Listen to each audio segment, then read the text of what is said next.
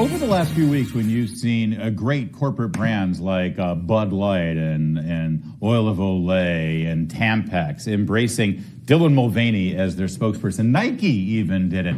Do you ever wonder to yourself, what in God's name are they thinking? That can't be good for business. Well, you're probably right. It might not have much to do with business in terms of actually selling product. There may be something larger at play here. It has less to do with LGBTQ and more to do with CEI and ESG.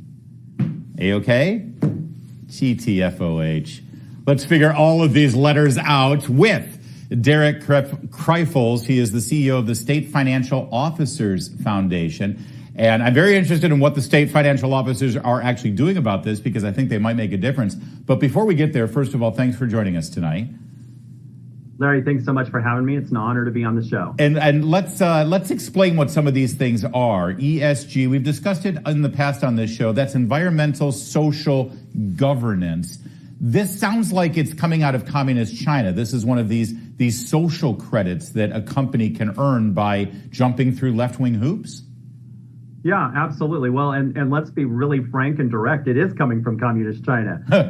Its origins are at the United Nations and in Europe, and we know that a lot of the ESG initiatives that are in place today that are being pushed by companies like BlackRock and State Street and Vanguard, these companies are desiring to do more retail business in China, and we know that this initiative, frankly, puts the United States in a weakened position against the nation of China, the CCP, by making sure that we're, protecting environmental standards, by reducing the amount of coal-fired power plants we have, all while China is building a new one every 10 days. And so there's just ESG is full of hypocrisy. And, we're seeing this latest example with Bud Light as another, the CEI, the Corporate Equity Index, is just another cog in the wheel of environmental social governance investing. So, and our folks, go ahead. Well, I was going to ask, the Corporate Equality Index, this is something that's started by Human Rights Campaign, which is a very powerful left-wing LGBTQ rights advocacy group here in Washington, D.C. It's a lobbying group, basically. And hypothetically, talk me through how this works. They approach Anheuser-Busch and they say, listen, Budweiser, you guys have a bad rep. Bud Light is just seen as something for, straight white old dudes. You got to do something to increase your corporate equality index. So they say, fine, we'll give it to this Dylan Mulvaney thing, and that'll help put them on the right side of Human Rights Campaign. But it doesn't sell beer, right? I mean, Bud Light is, the reason why there's nothing but a bunch of old white dudes drinking light beer is because that's what light beer was designed for. It's a product meant for straight white dudes. So how does that help Budweiser? What do they get out of it? Why are they so afraid of Human Rights Campaign and the CEI index? Yeah. Well, ultimately, it doesn't help Anheuser-Busch, right? It actually violates their fiduciary duty to shareholders. When a publicly traded company like Anheuser-Busch starts to get involved in an extremist political position, and it could be a political position on either side of the aisle, whether it's a liberal principle or conservative principle, you start violating shareholder responsibility, or you're racing to get a higher CEI index score. You're starting to lose profit, and the backlash for Bud Light has been severe.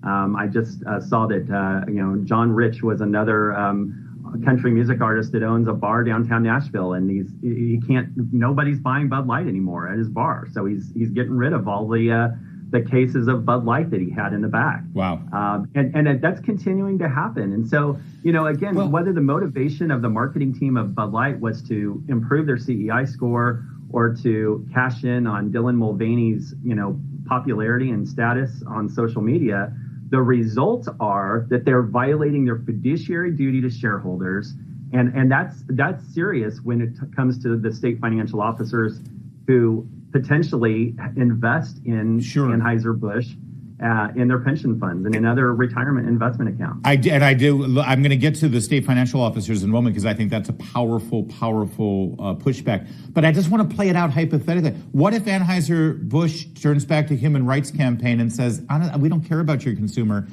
equality index. We're here to sell beer. We know who buys our beer. We know what works. We've been doing this for decades. And by doing that, it's going to poison our brand. So no, thank you for your advice, but we're going to go our way.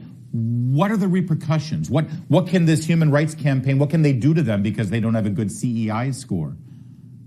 Well, certainly they get activated, the very loud minority of the extremists on the left who want to drive this, agenda, this political agenda at every level of American society. I see. Imagine another beer company that wanted, let's call it Freedom Beer, and they wanted to, endorse the Second Amendment and Second Amendment right. It would have the same backlash with the left, right?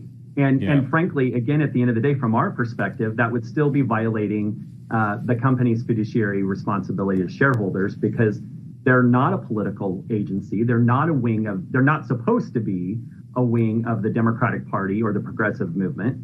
They're supposed to be a beer company. Right. And if I'm an investor that has invested my hard-earned dollars into their publicly traded company, my expectations are that they're going to bring the best return possible and make decisions based on that and not based on some political activist agenda. That's a great point. It's also, by the way, a great opportunity to let everybody know that this segment of O'Connor Tonight is brought to you by Freedom Beer here on the Salem News Channel. Enjoy your Freedom Beer. Pull yourself a proper pint of Freedom Beer. Okay, moving on. State Financial Officers Foundation, of which you are the CEO, they're actually quite focused on this because they are responsible for investing a whole lot of state funds in some of these companies, and they're saying, "Oh, you're not actually doing your job here." So how can they push back? How can they actually make a difference? Yeah, so we represent 28 states, 35 state officials from 28 states, and together all of our states represent just under $3 trillion worth of public monies. That's pension dollars, banking contracts, debt management contracts. And what the men and women that make up our organization are simply saying is that fiduciary rule is absolutely key in all of our public investment and pension dollars. I mean, let's face it, if we have fund managers that are actively investing retirees' money to advance a leftist political social agenda, that could be the difference between a retiree getting to retire at age 65 or have to wait till they're 66 or 67. We're talking about people's lives here and about their retirement money that they've been working hard to have ready and available for them at the end of the day. That's why we've had 8 states divest almost $5 billion from BlackRock. Larry Fink, the CEO of BlackRock, and BlackRock are some of the biggest offenders of the ESG charade, the scam, and we're calling him out on it. We saw that he backed off on his shareholder letter this year, didn't mention ESG. So he's feeling the heat, and we're going to keep putting the pressure on. And the insidious thing about this, we only have about 30 seconds left, is but these big investment firms, these handful of people on these corporate boards, they're able to actually enact de facto policies through these major corporations without ever having to pass one bit of legislation, without having to cast one vote. They just say, well, we're going to do this now. This is the direction we're going to go. And we, the people, don't have a say. That's right. Those 3 companies that I mentioned, BlackRock, State Street, and Vanguard, own about 20% of the top 500 publicly traded companies. So during this shareholder season that we're watching very closely, we're watching how the proxy voting services and these fund managers vote these state proxies. Okay. We saw last year 3 pro-life abortion proposals for publicly traded companies to provide abortion rights. Something that they also are doing under the umbrella of ESG. And so we're very concerned that they're leveraging this now as kind of this new branch of government. They know they can't get it passed in the courts. and they know they can't get these issues passed in Congress. Well, keep up the good work and let the state financial officers know that we're on their side and we appreciate it. By the way, there is a Freedom Brewery. It's located in England, believe it or not. They don't know about Freedom over there. So I'm thinking, Derek, you and I, we can get together on this. We can start our own microbrewery here, and we'll make a mint here with Freedom Beer on O'Connor Tonight.